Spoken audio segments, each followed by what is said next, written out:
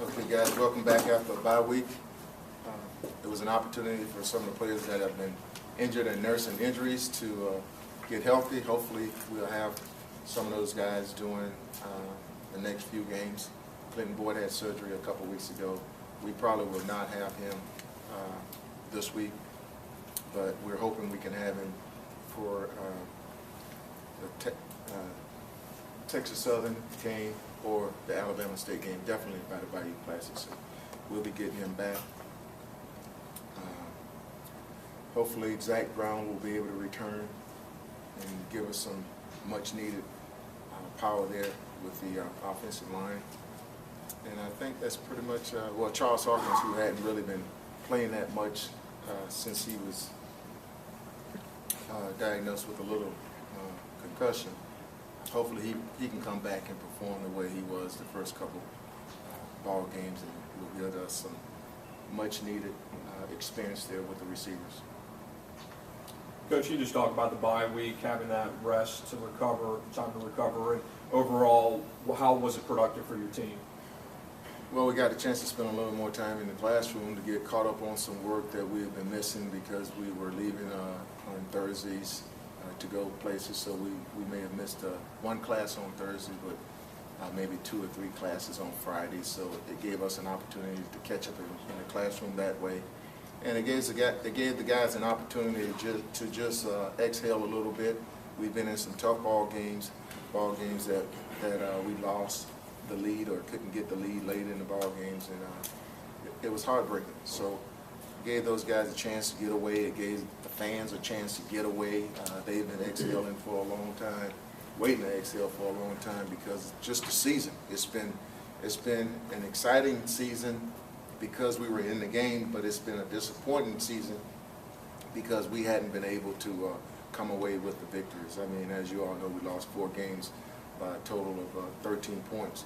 And what was so frustrating in those games were that offensively, we threw a touchdown, threw an interception, which turned into a touchdown. And when you're losing a game by less than 6 points, offensively, we hurt ourselves that way. And just the fumbles that we had and the drop passes in the Jackson State game, to have a lead in the Atlanta game against FAMU and not be able to hold on to that lead, not because of a lack of trying, but just the way things went in the various games. And now to see Alabama A&M #1 in black college football, it's good for them, but it's frustrating for us because we knew we had the schedule which would have allowed us to be there regardless of the sanctions that are presented by the conference. So it's heartbreaking in that way. Hopefully the guys get a chance to reflect and now come back energized for the last 4 games of this year. What have you done in this bye week in order to get over that hump and maybe excel past some of those late losses? I think the guys just having an opportunity to relax for the most part. We did run on Tuesday and Wednesday. We had an opportunity to get a couple days of lifting in and just get some treatment and heal up.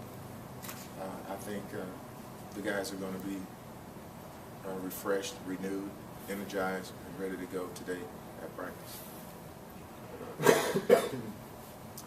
Of the 2 quarterbacks, is Dre and JP, they're both doing good, and who do you think is ahead right now for Saturday? Well, they're both doing good. Yeah, they're both doing good. We'll see what transpires between now and Saturday, but I expect both of them will still probably get some playing time. Overall, how crucial is it just to get a win this weekend, knowing it's the last home game, it's homecoming, and then you're on the road for a few weeks, and the Bayou Classic's going to be tough. Just how big is this particular game? Every game we played thus far was a crucial game. The next game, if you don't win, make that one even more crucial. But we were our own worst enemy, so we're not worried. There isn't anything that our opponents have done to cause us to lose these games. It's what we've done. So hopefully we'll correct the mistakes that we've made, and we'll be able to finish games. Have you heard back from the SWAC at all on the the appeal that you made? No, but I expect we'll hear back from the SWAC either today or tomorrow. We're not making an appeal not to serve the suspensions, okay? We are responsible for our actions. Regardless, if it's a spur-of-the-moment thing and you retaliate or you react a certain way, this suspension is no different than if a guy's in a fight and unfortunately it goes from fist to some type of weapon, and now that individual may end up spending the rest of his life in jail. So what has to be learned from this that situation is that you just have to try to walk away. You just have to try to walk away. And unfortunately, in football, there were many bad situations that happened that weekend. There were a couple high school situations right here in Baton Rouge that had problems. There was another college game that had problems. There was a game in the NFL where two of the coaches went at it, and both teams had to separate the coaches.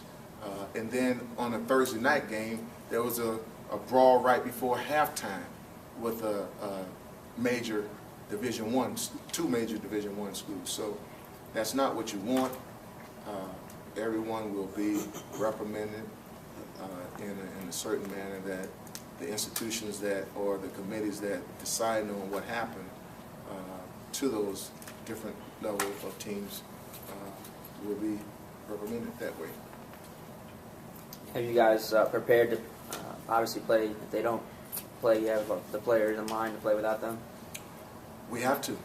Next guy up. That's the way it goes. I'm almost sure we probably will not have all our linebackers. It was quite a few of those guys involved. There's a couple ways that they're going to decide who's playing and who's not. They can go alphabetically, is what I was told from Commissioner Sharp, or they could put all our guys' name in a hat and pull, and those guys whose names they pull out will be suspended for this game. So we'll find out sometimes in what they're going to do. But I'm excited. I am excited about Larry Johnson getting the opportunity to play linebacker because he will knock snot at you. So I'm excited, and hopefully any other guy that's getting an opportunity will be excited for himself, because I'm definitely going to be excited for that individual. It's not scout team anymore. Now you have a chance to show that you deserve to play, and the only reason you wasn't playing was because that guy in front of you was a little better, or perhaps the coaches didn't give you an opportunity. That happens sometimes too. I don't want to think that's the case, but I'm excited. I'm excited for these guys that's going to get an opportunity to play. Coach, is there going to be anybody that lose a red shirt for this weekend? No, I would never do that. No, I will not play a young man just to fill a spot for that situation. But we don't have a whole lot of guys that can stand to use their red shirt, unfortunately, because of injuries. We do have Robert Sanchez, and we won't play Robert for that particular reason. But I think all the offensive linemen, Alan Spry is an offensive lineman that has not played this year, but and Jonathan Preston, he redshirted last year, so we can play him.